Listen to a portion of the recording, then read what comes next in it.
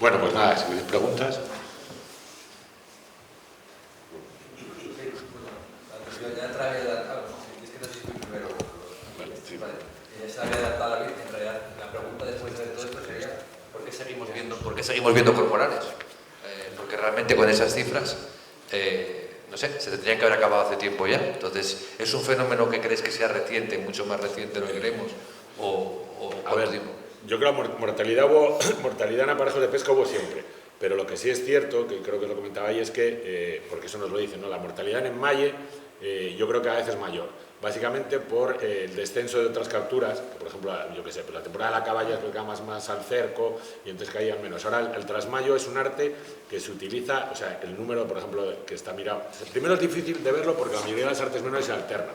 No es como un cerquero que siempre es un cerquero, ¿vale? Normalmente las embarcaciones pequeñas, tradicionales, entre comillas, vuelvo a decir, super comillas, alternan las artes. Un día pescan con trasmayo, otro día pescan con la nasa, otro día pescan con un palangre y normalmente eso tendrían que comunicarlo, pero bueno, normalmente lo llevan todas las artes cargadas y la sueltan. Entonces, ¿qué pasa? Cuando descienden muchas especies, me lo dicen a mí los marineros 1000 veces, tú echas el trasmayo porque algo pescas. Vas a pescar una lubina, vas a pescar un sargo, no vas a pescar una tonelada de caballa, pero bueno, con que pesques 2 dentones y una lubina y un tal, ya haces el día, ¿entiendes? Entonces, yo creo que sí que es cierto que cada vez se pesca menos. También cada vez, y lo vemos más, se están largando aparejos cada vez más cerca de costa. Cada vez hay menos pescado y cada vez se intenta sacar donde antes no se arriesgaban a pescar, ahora se arriesgan a pescar. Yo creo que puede ser una explicación. Y la verdad es que es una cosa que me asombró. O sea, yo que todavía queden cormoranes me flipa. Me flipa. O sea, porque ya os digo, o sea, por ejemplo, este caso es el caso de Asturias. No lo puse ahí. Por ejemplo, el caso de Galicia. En el caso de Galicia hay una técnica de pesca que es ilegal. Entonces, es una técnica de pesca ilegal, pero que se sigue haciendo. De hecho, tuvimos discusiones cuando estábamos negociando la estrategia, porque yo se lo dije a la de la Junta, le dije, es que siguen pescando así. Es que eso no lo puedes poner, porque eso no, en teoría no existe. En teoría no existe, pero en la práctica sí. Que es lo que se denomina la pesca al ávalo. La pesca al ávalo consiste, como decía, los cormoranes en Galicia, en CIES, pescan en grupo. Cuando aquí te muere un cormorán, y si cae una captura, que a lo mejor son menos, caen 50, 60 bichos. Entonces, el ávalo consiste en cerrar una bahía, o sea, los cormoranes normalmente están en el posadero, se cierra una bahía y se golpea el agua con un remo y el pescado cae en la red. Normalmente cuando es así, si alguna vez han visto por la costa y visto los cormoranes cuando se asustan, una de las cosas que hacen es tirarse al agua y bucear directamente. Entonces, si coincide una de esas, me contó un guarda de CIES que en uno 60 cormoranes cayeron, 60 bichos. O sea, en Galicia el descenso ese puede ser por muchas cosas. Es muy difícil atribuir una sola causa, pero vamos, que la mortalidad en aparejos de pesca está detrás del descenso de muchas aves marinas es algo inapelable, o sea, es evidente. Pues puedes poner una de las últimas diapos donde ponías los números de mortalidad y del número de barcos o algo así. Número de barcos. Es que pues, la pregunta, lo primero que se me imaginó es algo muy parecido a lo que acaba de comentar Gabriel. ¿La que te ponía aquí? No, más. Los 15 antes y los... Ah.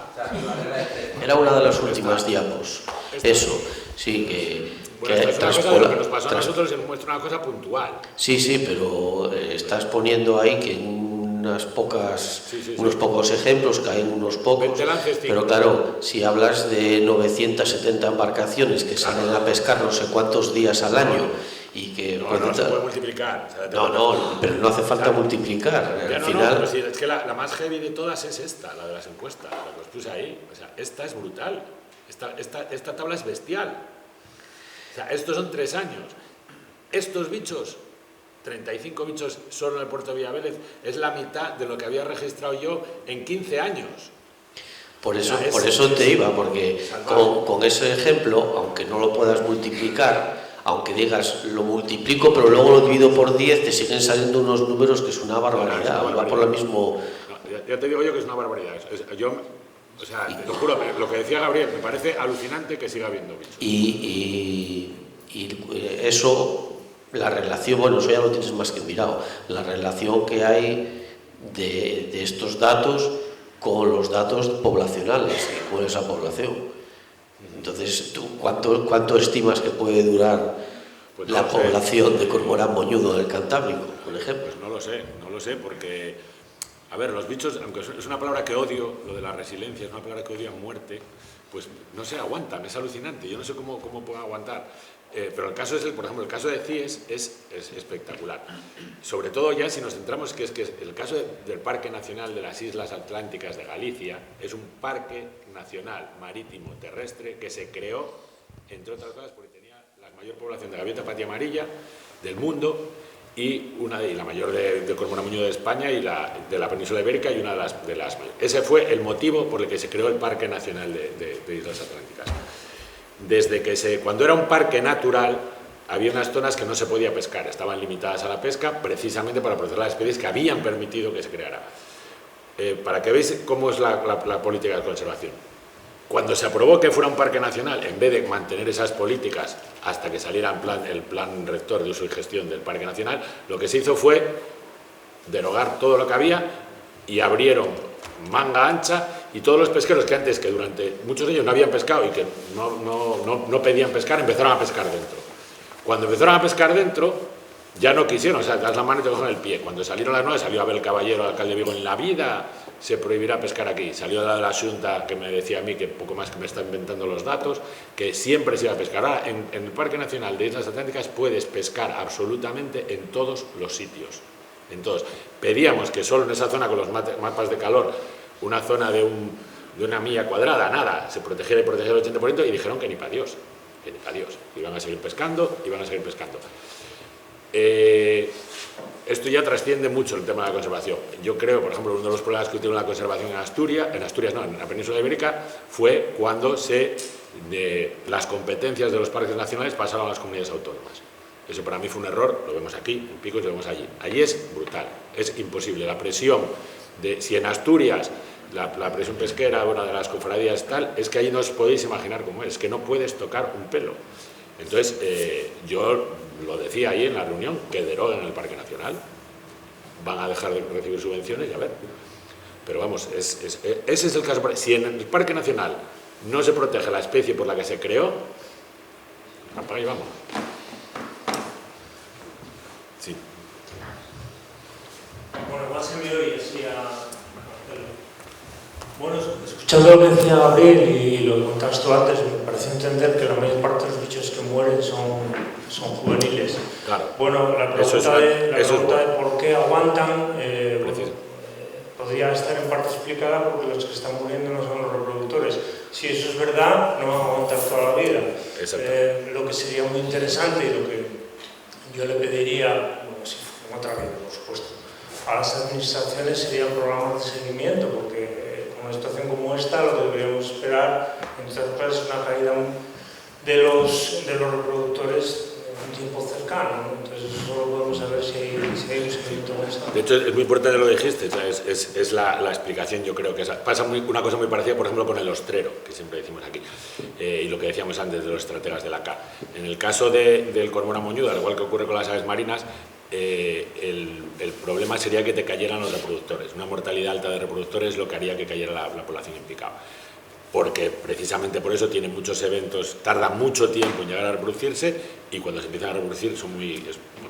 en el caso de los moñudos ya tienes que sumar que esa mortalidad que tenemos asumida de los inmaduros, de los juveniles, por artes de pesca, ellos ya tienen de por sí una mortalidad, bueno, o sea, todas las especies, las fases juveniles tienen una mortalidad muy alta, con lo cual el impacto poblacional es menor, como bien dices, de eso.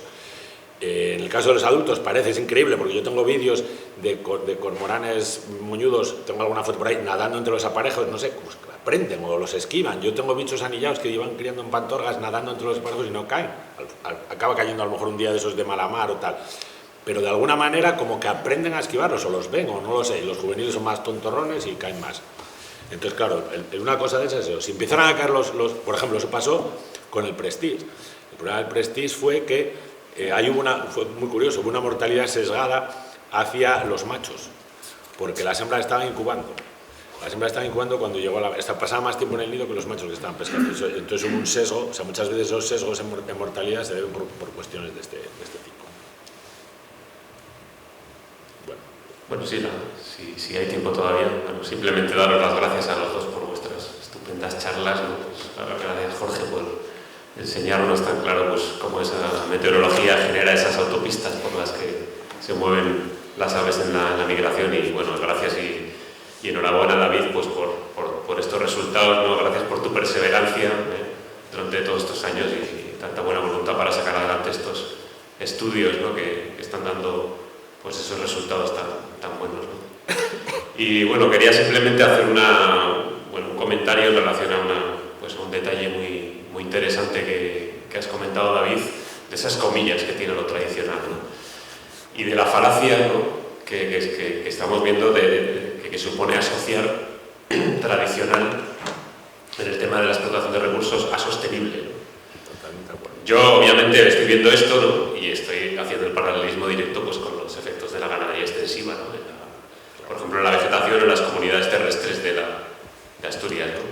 Para mí es lo mismo, ¿no? Al final, pues bueno, estamos asumiendo que la ganadería extensiva es sostenible y, bueno, o sea, yo personalmente pienso y opino y con datos que no lo es, ¿no?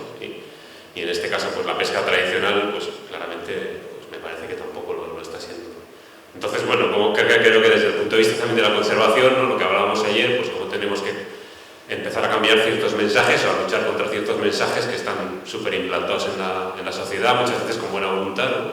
Y en este caso sería ese, ¿no? De asociar tradicional a sostenible. Hay muchas cosas que vemos como tradicionales que ya no lo son, simplemente pues porque se utilizan unas tecnologías, ¿no? que permiten hacer una explotación que ya no es lo que se hacía hace 50 o 30 años. Bueno, totalmente de acuerdo, y por eso pongo las comillas y las pongo 100 veces. O sea, y en cuanto a la ganadería igual, o sea, 150.000 vacas en Picos de Europa de tradicional tiene tanto como los 150.000 cerdos que hay en una granja intensiva, o sea, igual. Y en el caso de esto, es que es radical. O sea, cualquier paisano que tenga una barquita tiene una sonda que antes valía 1.000.000 de euros y ahora la compras por 20.000 euros. Y sabes, vas a pescar el pez que está puesto ahí. Las redes de los copos de pesca ya llevan cámaras incluidas que las compras por los chinos. O sea, ahora de tradicional, la pesquería de bajura, de tradicional tiene bien poco. Y el ejemplo es eso. O sea, se está subvencionando que quites barcos y a la vez esos barcos cada vez tienen más tecnología, y la gráfica esa que puse es que es brutal. O sea, te bajan picado, o sea, bajó el 50% y el esfuerzo pesquero y la cantidad de peces que se están capturando cada vez es mayor. ¿Qué pasará? Pues que seguramente, que es lo que creo yo, como pasará con esto, que esto no bajará sin picado. Eso, pues con el aumento de los gastos de combustible y con tal, pues llegará un momento en que el pescado sea tan caro que no lo podemos asumir y entonces se colapsará la pescaría. ¿Qué pasará entonces? Pues ya veremos. También otra panacea que dicen es, bueno, es que hay 1000 cosas, como que la acuicultura va a sustituir a la pesca, cuando para criar los peces de acuicultura tienes que pescar peces para darles de comer. O sea, es que es un absurdo continuo que la gente se lo sigue creyendo, que es lo cojonudo, ¿no? El tema. Bueno, yo creo que vamos a parar, o si eso hablamos, porque vamos a hacer un descanso.